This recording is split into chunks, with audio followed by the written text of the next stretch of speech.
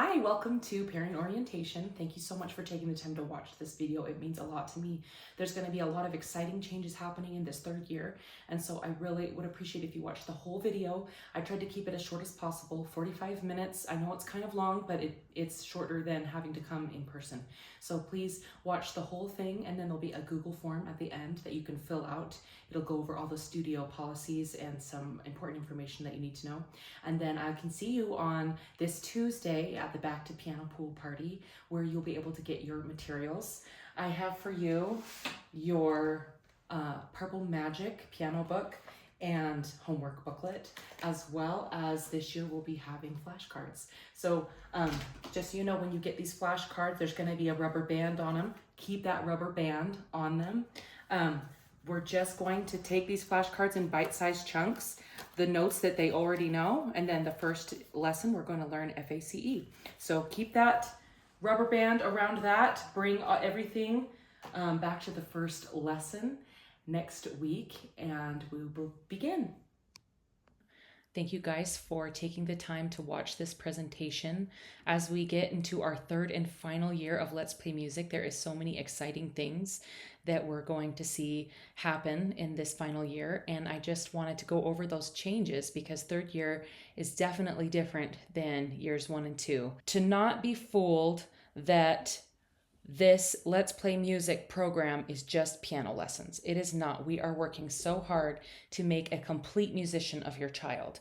We're developing so much more than piano skills. So let's take a look back at what we have learned so far. In the first year, we focused on singing in tune, keeping a steady beat, recognizing sounds of patterns and chords.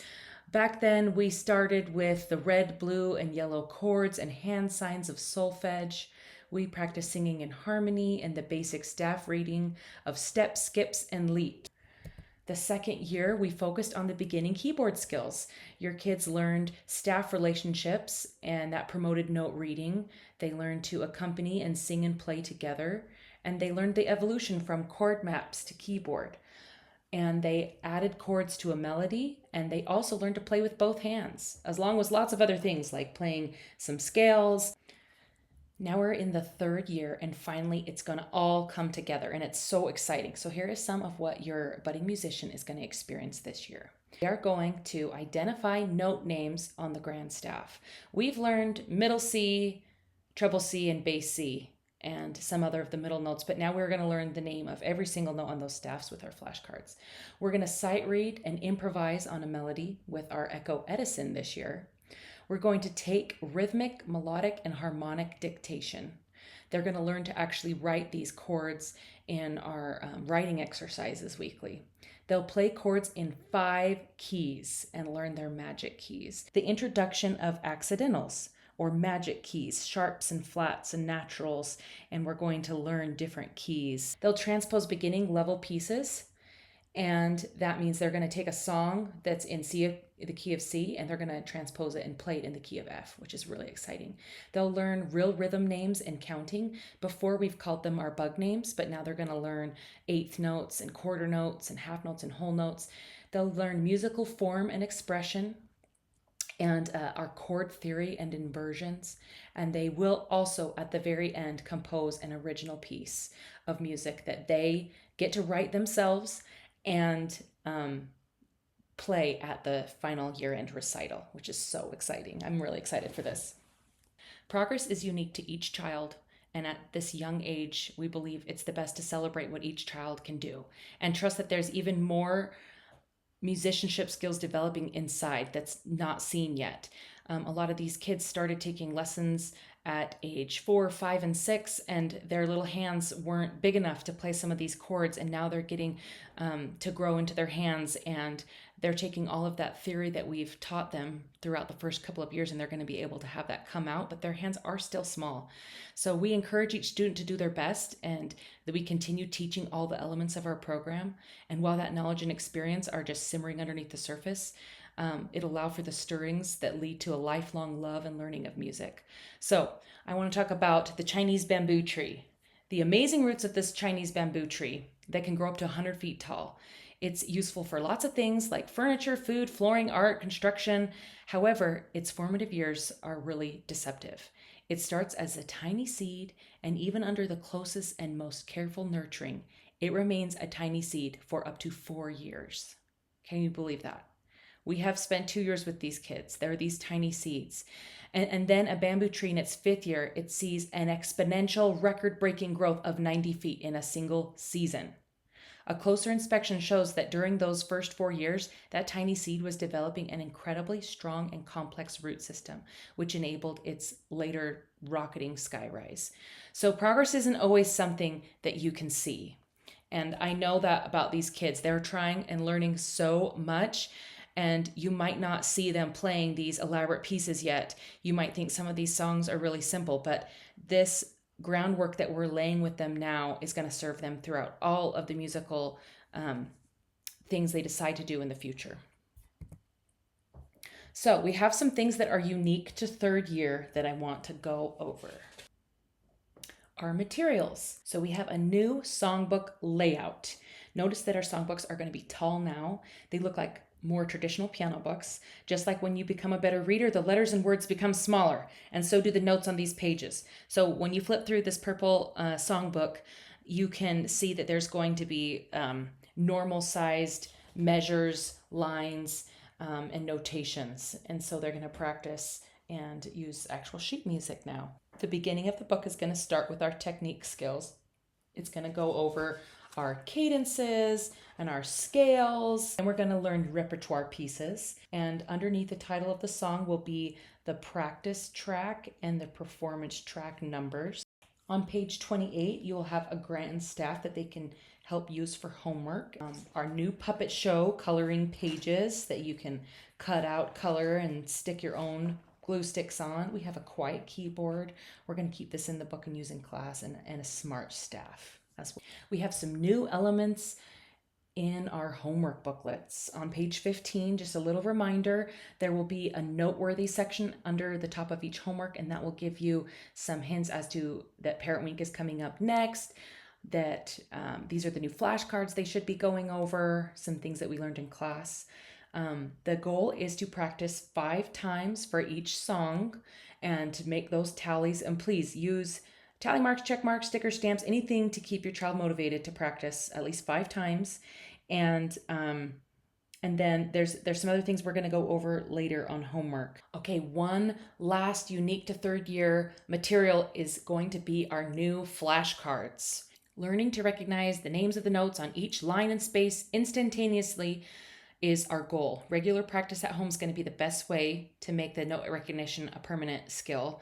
If they just practice in class, they probably won't get it. They need to practice this at home. So note naming is that first and hardest step of this music reading process. The note names have to be like clockwork, just like math facts. We will drill them often in a lot of different ways, but they won't be learned if they're only practiced, once a week in class. So like I said, we've got to work on our flashcards every day at home if you can.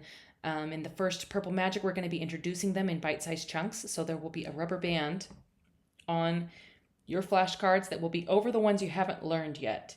And when we start up class on the first day, we're going to introduce the space, treble, clef spaces, and it'll be FACE, and they'll have those as well as middle C, and they're going to practice those all week. Nothing else. Don't open up the other flashcards. We want to make sure we are introducing things to them at in an age appropriate way. I'll let you know when to move the rubber band to take the next chunk of cards, but get the ones that you're working on down really fast. In Orange semester, we're going to have in a flash club where we'll actually start timing how long it takes us to get through all those flashcards. And you will get the orange flashcards in the spring. I'm going to hold on to those, and they will also come with orange rhythm cards. So flashcards are for that 3-step process. We want the eyes to translate the note to the letter name. The brain translates the letter into a Y key, and the brain tells the finger to press the correct key. Showtime. You already know that in Let's Play Music, we use music to teach music. But in third year, we are able to use more than just the CD and our voices. Our repertoire pieces are going to provide a new and exciting option to serve as the music used to teach a skill or concept. So each song will demonstrate and help the kids learn one or two specific concepts. A new element in third year is known as showtime, which I talked about prior. And I get to spend a little one-on-one time with each student, and they get to play me their favorite part of the song while I make a few notes and celebrate the student's progress. I'll specifically just be looking to see how they're grasping the concept embedded in the song. I'm not looking for them to master or perfect any of the songs. We're not grading or passing off songs. We're a group music class, and everybody's going to be on different levels, but if they learn the concept, that's progress, and that will be noted. So think of this as a snapshot of the student's hands. I can observe what they can do right now so that we can celebrate that and then measure what we see in the future. The only assessment that's being made regarding the skill or concept that's being taught through that song. And this is what I'm going to use as a progression scale. So 1 is going to need more time and support. 2 is approaching current age level expectations. A 3, this is my goal for everyone, that they meet current age level expectations. I am wanting everybody to get to that 3. I will not give out many 4s. A 4 is exceeds current age level expectation. That's if they had their song just down perfect, memorized. Like, I don't expect people to get there, but there will be some kids who do. And so I'm going to have that 4 out there to give the extra special credit to people. I'm going to use this progression scale to measure the understanding of your kids' knowledge of the concepts of that song. And you'll get a progress report like this at the end of each semester. And so this is just like a snapshot of what it's going to look like. It looks a little different than in previous years. But just again, I'm hoping everyone can get to a 3. That's success to me. The fingers are going to catch up, but I'm really looking to see they're grasping the concept. Yeah, that 4 is only on the scale to indicate the students who have gone above and beyond age level expectations. Station days. That final progress report of Orange Roots is going to happen at the very end of our third year, and you're going to get this progress report. I will also give everybody one of these Connections student books. So when your child graduates and they move on to a private teacher, you're going to have this progress report and a connection book tucked inside at the station day, and you are going to be able to use that to give to your new teacher. And this will be knowledge to the new teacher of what your child knew, what they were working on, where they last left off working on a song or a skill. And this Connections book is a bridge, and so many of our songs are revisited. So it will help the private teacher realize, oh, when you last played this song, you only had the right hand going and it was still a bit slow, with some pauses and stops. And so now their expectation and private piano can be to master the songs. And usually they'll take off from where they landed and effectively transition that student into private lessons with some songs that they're already really familiar with. Parent emails. I'm going to start sending parent emails out instead of those texts like I did last year. I'm hoping that everybody can be able to go and read those, because there's going to be so much information, links to helpful videos and PDFs that you can print off. And I think that might be a little easier in an email format rather than a text. So I want you to look for in the email the teacher tidbits. That's where I will communicate all like the upcoming deadlines, lesson expectations, instructions regarding my classes. I promise it's going to be short and brief and really pertinent to our studio, like if they can wear Halloween costumes next lesson, or parent days are, and things like that. Then the purpose and play section, I'm going to give you heads up on these emails with attachments and supplemental items such as flashcards, coloring pages, and parent helps with each new song or activity. Lots of demo videos to aid you at home in practice, and they're free on our info house, and I'm going to send those. So if you're like, I don't know how they are supposed to play this, there should be those how-to videos on playing the scales and the chords and the repertoire pieces, and I'll attach them to the email. And then finally, in the email, they'll be making musicians, and this is meant to just provide interactive fun supplements at home. So it'll be like a YouTube video of watching like the puppet show, or parent bonding activities, or a family musical way to enjoy the lesson that week. So I want to take a minute to talk about what we are learning in the third year. 3 big concepts: rhythm, chord theory, and composition. We have labeled these notes so many ways, and now we get to Velcro the actual name of these notes, and it's going to stick because they've been so familiar with the icons and the images and the nicknames of these notes. So we're finally going to name all of our rhythms as well as how to count them through each measure. We're going to work on chord theory, and this is just going to be a quick college level theory 101. So I'm going to talk about these 4 image segments with each click. So the first are root position triads, a red chord in the key of C, F, and G. That's what I'm showing you right here. The second, not all of our primary chords are in root position. Okay, the second line is our red, blue, and yellow chords as we have learned them. So not all of our primary chords were in root position. How are these possibly both the same primary chords? It's because of the pieces that are in each of the chord that gives them their names. Notice that my blue chord has an F, A, and C, and even though they are in a different order, sure enough, still an F, A, and C, so these are both blue chords. So why did we focus on the shape in year 1 and 2 of snowman shape, top heavy, bottom heavy? It was important for us to learn to play our chords in what is known as our cadence position. So that trained our hands on the correct fingering. A blue chord shape, and the hands knew to stretch to 1-3-5 in the right hand or 5-2-1 in the left. And that experience in the hands preceded the learning. And now that we're older, we can analyze which inversion our chord is to know what fingers to use. So the kids will see this shape and know which fingers to use to play it. And now we're going to start labeling the name and the root of those chords. We're going to do that by teaching them about inversions. So a chord can be found in root position or in first inversion or in second inversion. The order doesn't matter. As long as the correct pieces are there, we know the name of the chord. But depending on which inversion, the shape, we know how to play it. So over here on the left, this third line here, these are all red chords. But your child's hands will know how to correctly play and execute them because of the shape recognition. And we're going to learn why they're all red chords. Also this year, we will learn that our primary chords are known as the 1st, 4th, and 5th. So they're known that because their root is the number scale degree. We learned about intervals and turtle shells and a 3rd, a 4th, and a 5th. So now they're going to be able to know if the chord is a 1st, 4th, or 5th. Those are our normal primary chords. And we aren't going to use Roman numerals because I'm not teaching the kids that, but they are going to know the name 1st, 4th, and 5th. Composition. The crowning achievement of Let's Play Music is that each student will create and transcribe an original song. The Orange Root semester contains composing activities to guide and process, and I'm going to give 2 private lessons. They'll be on weeks 6 and 11. I'll have you sign up for individual times, and it'll be a 15-minute private lesson with me. So in the orange books, there's going to be in the back a composing corner. And we're going to use this composing corner to help them come up with their song.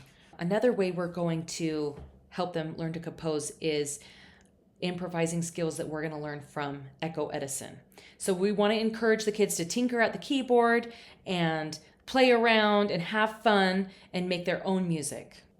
And this is going to be the recital. There's no end of year program. Your little Mozart is going to actually be performing their very own compositions. And it's so fun to hear their songs, what they wanted to play, what they wanted to name it. It's a really fun time. I got to watch all 3 of my kids write their own songs, and they were very fun and impressive. Remember, this is your child's piece. They must have ownership over it. This is much more important than how it sounds to you. Okay? So this is not a homework assignment for you. They are going to be making this their own. There's going to be lots of supplemental videos on lesson 6 and 11. There'll be practice help, composition help. I will show you how to access these videos and give you links when we get closer to the orange lessons, but you're going to want to watch these before the kids come to their private lesson. They're really short. There's going to be lots of practicing helps, and the homework booklet is going to serve as class for the week. There'll still be songs to practice. And then there's going to be a new line in the homework that's going to be practice your composition each week. So the fact that children can make beautiful music is less significant than the fact that music can make children beautiful. Cheryl Lavender. Now we have unique to 3rd year, connect. What is next after you're done with Let's Play Music? I really want to ensure that every child has a really successful transition after Let's Play Music. So let's talk about private teachers for a moment. Our goal is to connect the gap between graduating from Let's Play Music and transitioning into private piano lessons.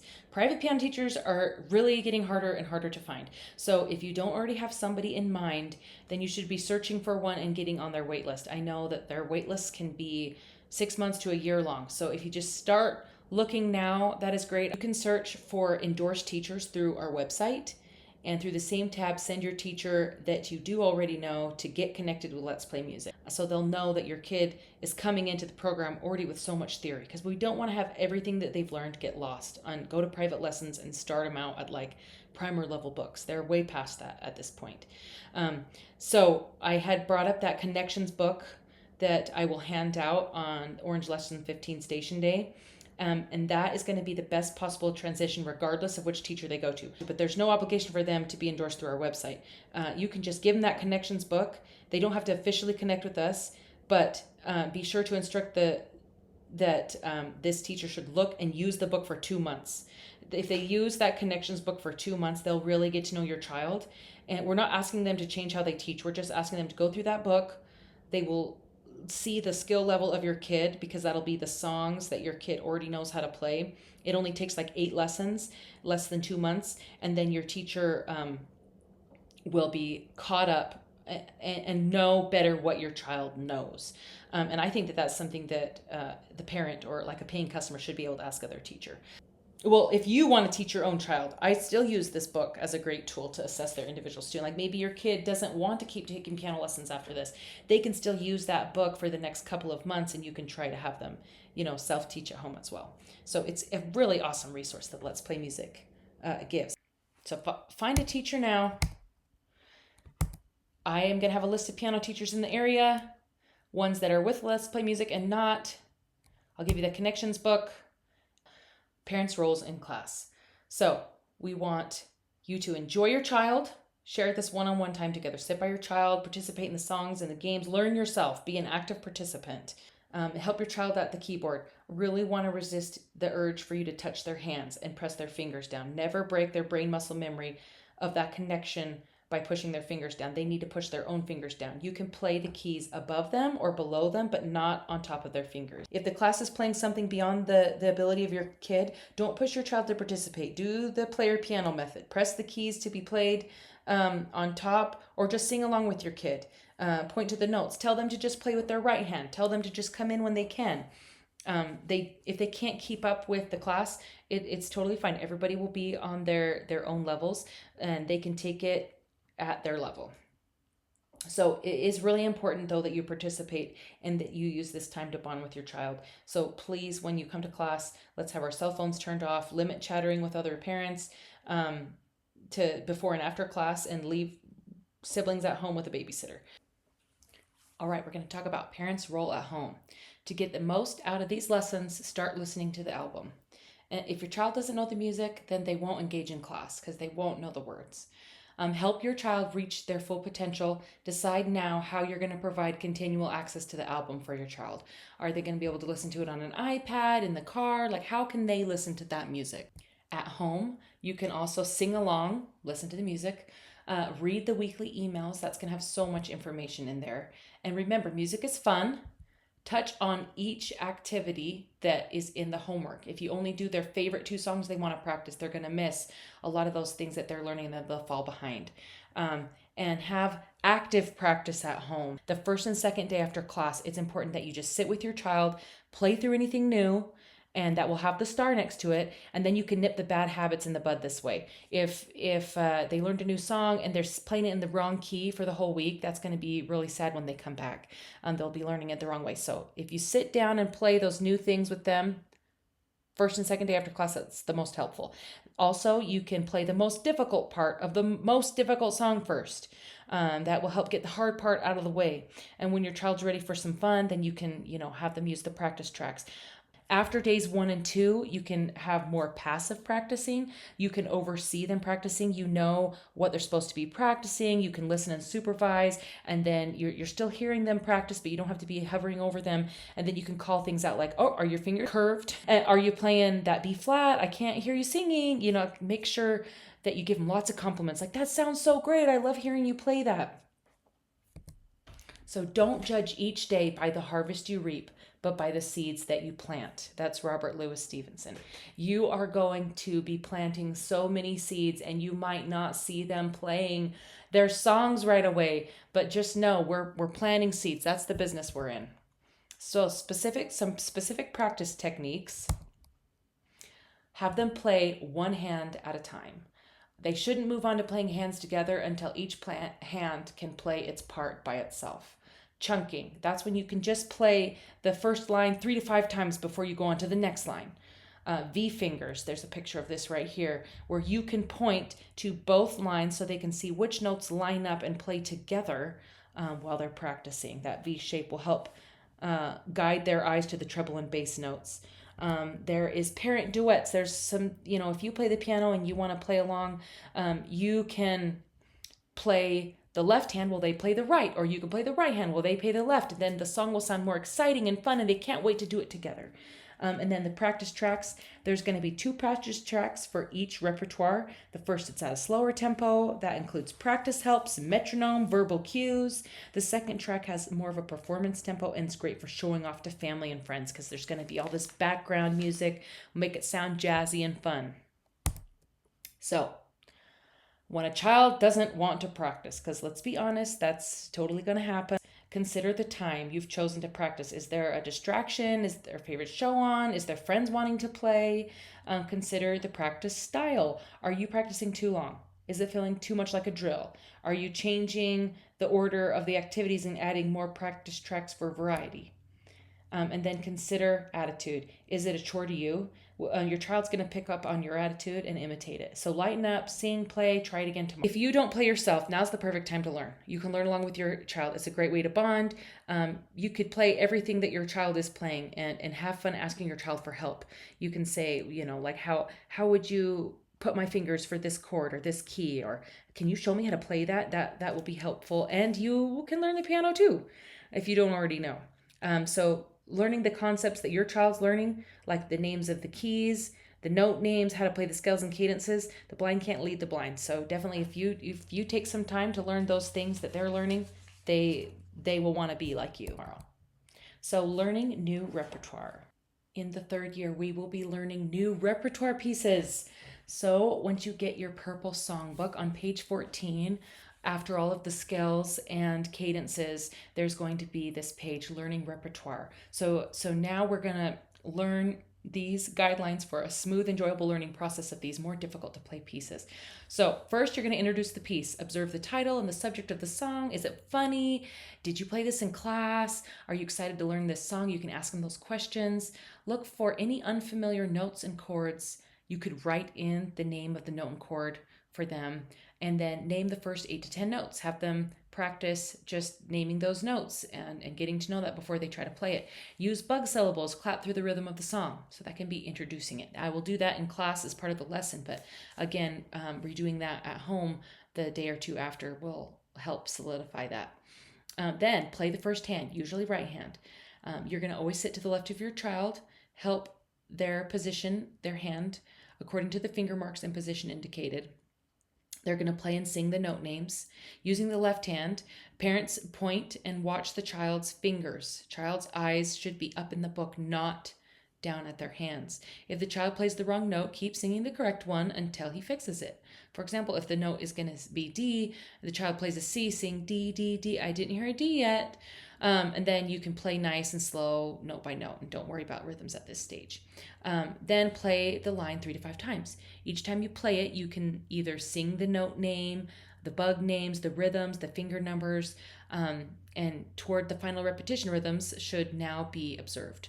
So it should take about 5 minutes to get to this point, and then you're done for the day on that song. Give your child a huge compliment. Their work is done. The next day, start by playing the line you know well and then congratulate them. And then look at the next line. Is it similar to the one you learned yesterday? And a lot of times there's going to be repeats. So they'll be like, oh, that's exactly like the last line. So play the next line using the same steps you did the first time. And then repeat this process until they learn all the lines. This should take 2 to 3 days because most of the lines are repeated and the songs aren't very long. So then you can play the entire song with right hand only. Singing any of the options is, you can sing any of the options. So then play the second hand.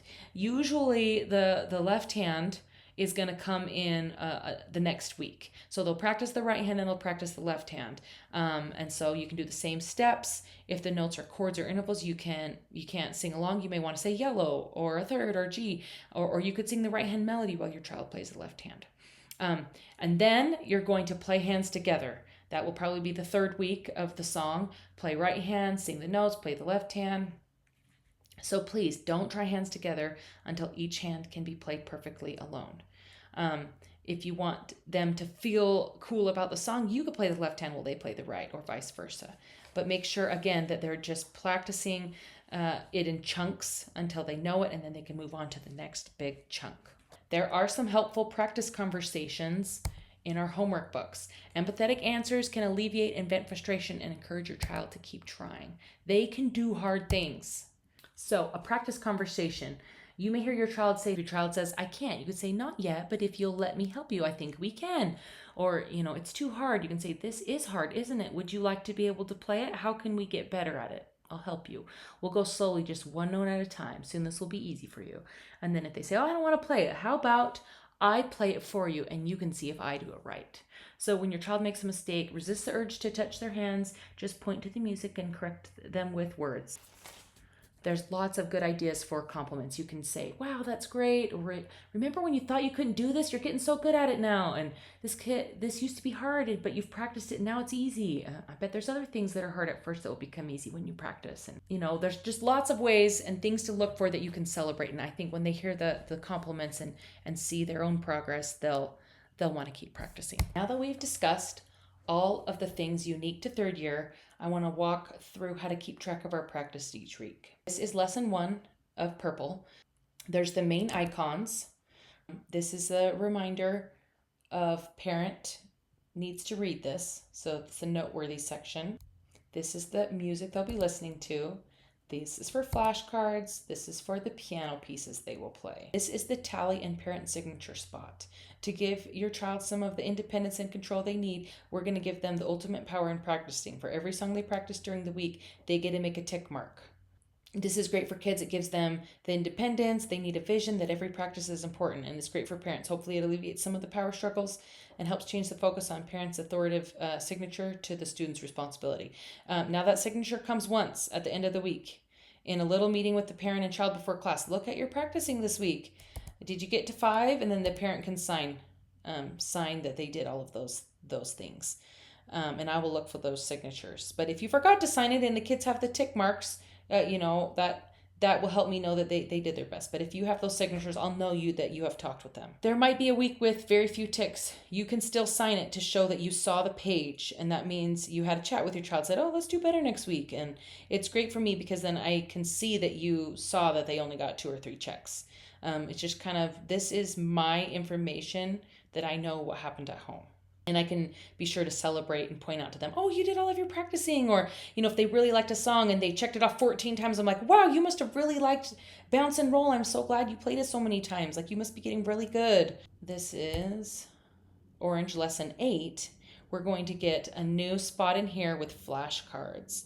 And instead of just checking off that you went over them, we're going to start putting the time it took for us to do it. We're going to always try to beat our time. Our goal is to be doing something on each of our 5 days of practice. So you can practice your flashcards 3 times in a week and your say it, play it 2 times. And that adds up to, one a day. The show time icon right there. This is the icon for our new show time element in third year. When you see it in your practice, you'll know it'll be the last week of this song and that it'll be included in your homework, and they'll get to show it off for me next week in class, and that's when I will grade them and check their progress. The composition spot, down there. That will show up after lesson 8 when they've met with me for their private lesson and they have a bit of a composition. They will start practicing that and working on it, and they'll get to check that off 5 times. There's lots of company resources for parents. Our homework books have QR codes on the back with free skills videos. That QR code will take you to this page where there is skills videos for lessons 7, 10, 11, 13, and that's going to help them with some of those harder concepts. And then for Orange, there's going to be lesson 3, 4, 5, 7, 8, and 9. And there's more video lessons. If you ever miss a class, because I can't do makeup classes since they're group lessons, you can purchase the missed class. It's not required, it is optional, but you can purchase those lessons for $9, and you can watch the full lesson that I would have given in class on YouTube. And I know some people who actually chose to buy all these lessons and use it for their kids to practice throughout the week. So even if you just want to check them out and see how they are, you could buy them as well. But totally optional. Probably would only use it if you're going to be missing several weeks of class. Attendance is vital because when they're there, they can learn. Our parent days are going to be just like we've done in the past on lessons 1, 5, 9, and 13. Lesson 15 will be station day, where we'll have kind of a progress report.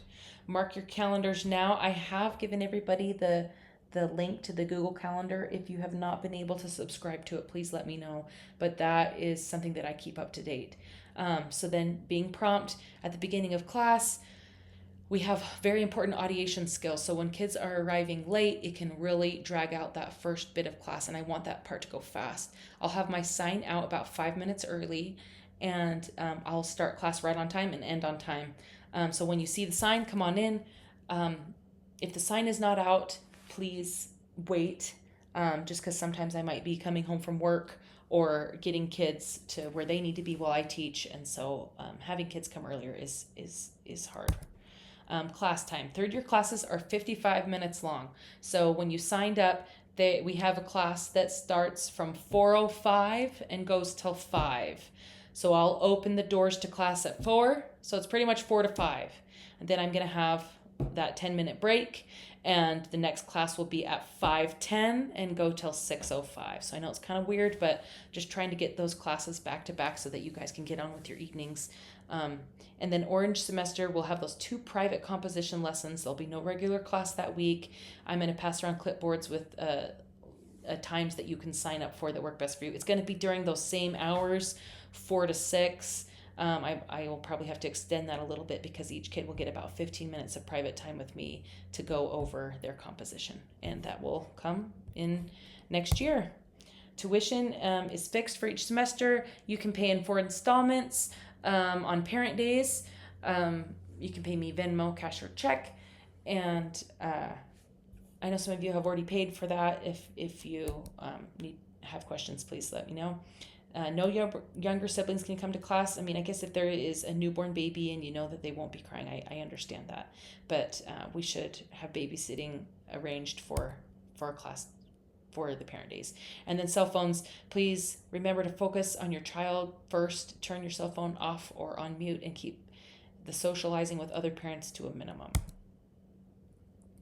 And then just class time procedures. Again, the sign goes up 5 minutes before. I want the kids to walk right in, leave their shoes and coat at the door. This makes it so things don't get lost. It also makes it so they're not a distraction. It's like the weather changes and every kid starts wearing a coat and they're really cold, so they keep their coat on and they come to class, and about 10 minutes in, after we've done a couple, jumping jacks, they all want to take their coat off, and then they're spread all throughout my house. And that's how stuff gets left behind. So if they just know, I'm going to get warmed up real quick at Miss Whitney's, I'm going to leave my shoes and coat at the door, then it'll be there. The homework's going to go in the basket to be checked off by me. Then we're going to start in the piano room every week.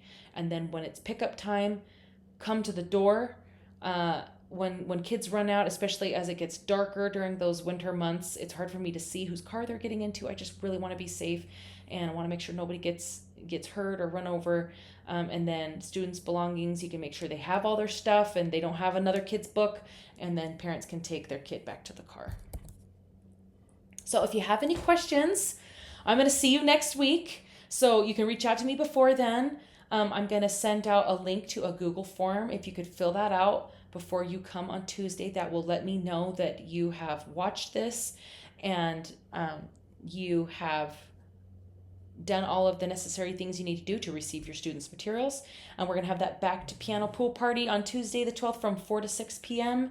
I'm going to give you your materials and then just make sure you have them all labeled before you come back to class the next week and start listening to your Purple Magic albums now. So, frequently asked questions that I get a lot because I know we didn't do this in person. For missing class, let me know in advance. That's helpful for me to know how many kids I'm going to have depending on the activities that I'm going to do. If you can't come, please send the child anyway on the parent day, or find a replacement. It can be an older sibling, it can be dad, grandma, grandpa, like whoever. It's really important to at least have the kid come. And then don't lose your tote. Students use it every year. They're going to have flashcards in there with books and homework. So make sure you have that tote. If there's a class change, I will email short notice. I'm going to text. Parking, you can park on the road, around the cul-de-sac. Don't block people's driveways. You're welcome to park in my driveway. And then please come talk to me if problems arise. I want to help you. If your kid is having a hard time and I don't notice it at class, but they're having a hard time at home, just let me know. I will do my best to help in any way that I can to make piano fun and exciting for them. So success is not always what you see. We feel a lot of times like the rabbit just holding on to that tiny little top of the carrot, and we don't realize how much is growing underneath. But you guys are doing an incredible job at providing your kid a great learning experience for this musical education, and you're going to see the success. It might be later down the road, but don't give up. We're going to make it through this year, and it's going to be amazing and fabulous and fun. I'm so excited to see you guys. So thank you again for watching this, and I'll see you next week. Thank you again for watching and getting to the end of my video. If you have any questions, please reach out to me. And I am going to hold on to your orange booklet. And this is the Student Transfer Connections book that I talked about, that's filled with all of that information on how to transition to private piano lessons. So you'll get this at the end of the year. And again, I'll see you this Tuesday. Bye.